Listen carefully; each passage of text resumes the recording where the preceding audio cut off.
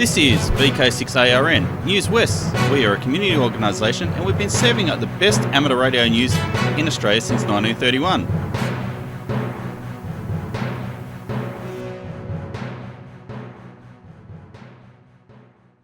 Hi there, I'm Clinton, VK6FCRC, and welcome to Newswest. Now on with the news. Foundations of Amateur Radio. Right off the bat, let me start with a question. What do you think you're doing? To give you some context, it should come as no surprise that I'm talking about amateur radio, and what it is that we do, you and I, when we do amateur radio. Of course, the answer is different for every person you ask, and it's likely to change over time. So let's explore, and fair warning, if you know me at all, you'll realise that I'll be asking more questions. So here goes. Is this an activity that you do for yourself, or for others? Is it a hobby, or a vocation, or something else? Do you use this as part of your life outside this community, and if you do, how? At this point, I hope you're getting a sense of déjà vu all over again, in that I'm asking you to explore your own place in the community. I'm asking because it occurs to me that we spend an awful lot of time looking in the other direction. How do we compare skills and knowledge against other amateurs? How does our shack compare with another? How does our antenna stack up? Which modes have you used? What things have you activated? How much power do you use? All things that might form part of the activity of amateur radio, but fail to look at you as a person and your role in this. For example, have you considered if you're interested in helping new amateurs, or would you rather just do your own thing? What about how you gain skills? Would you rather read a book, watch a YouTube video, attend a class, or play with others? If you're considering upgrading your license to gain more responsibilities, are you doing that for yourself, or are you doing it because of peer pressure?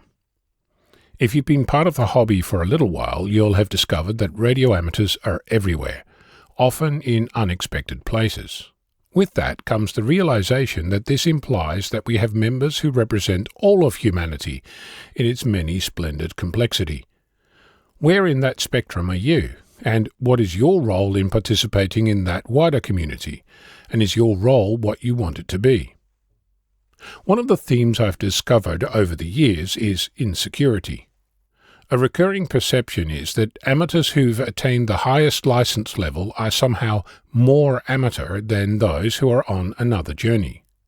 Where do you fit in that? How do you perceive amateurs with differing license classes? Do you apply the same metric to moped, car and truck licenses? How do you compare yourself against those who are not amateurs, and how did you step into your license? I'm going to stop with the questions now and leave you with a thought. The hobby of amateur radio is a playground where you have the freedom to explore radio and all that it offers. But nobody said that you need to limit yourself to radio. I'm Ono, Victor Kilo 6, Foxtrot Lima, Alpha Bravo. Extra, read all about it. This is clearance news for the end of the financial year, which of course will be the end of this month. Hello, I'm Mark, VK6 X-Ray Lima Zulu, with a clearance voice. We'll fight on. So today's the 1st of June, and the news for June from WAG and Wyson. Well, let's clear Wyson out of the way. For June, there will be no meeting. The second Monday will be the WAG meeting, and that will clash. The WAG meeting will be the second Monday, which is next week, not tomorrow night. Don't go down to First Pelican Point tomorrow night. You'll be down with the Pelicans. Pointing. So next Monday, see you from 7 p.m. for a 7:30 p.m. start at number 12 Australia 2 Drive in Crawley. And we all know it's a central location. Yeah, if you're north, south, north, east, west, etc. It's almost like crossing yourself, isn't it? Hope to see you there. Great chats always had, both before and after the meeting, by the amateurs who turn up. Tea, coffee, and refreshments will also be available. But that's not all for WAG in the month of June. You'll remember we've been telling you to set aside the date, or WAGFest 2025, the annual WAG junk sale. Well, we're going to need junk to sell, so not only are we telling you to set aside the date of the 28th, which is a Saturday, but we're now telling you set aside some time to email us booking your table or tables, secretary@wag.org.au.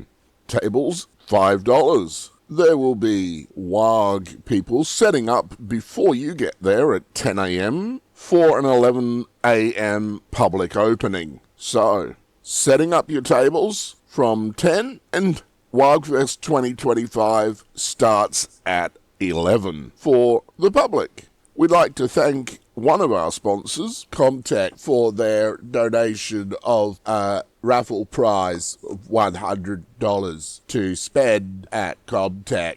So let's wrap this up in a bow. 10 Helen Street in Bellevue is the location. First Midland Scout Hall. Vendors and sellers admitted from 10 and everyone else at 11. There will be barbecue lunch available. Entry is a gold coin donation. Tables for vendors, $5. All proceeds go straight back to WAG for repeaters in VK6. Be there or be square.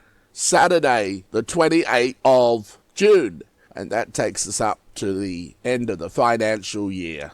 The meetings in July. The first Monday will be the following WAG meeting, and that is July the 7th, with July 14th being the next meeting of WISON. It's an activity night, again at the First Midland Scout Hall. We will be building the handheld direction-finding Yagis using tape measures. A wonderful little activity. Come along and be skilled up on all the little different things that you might need in an emergency. Of course, if you're already prepared, one I made earlier, well, that's something else you don't need to make at the time. This is Mark, VK6 X-Ray Lima Zulu, fighting not having a voice, bidding you all 7 threes from both VK6RRG and VK6WIE. 7 threes, and now back to the host.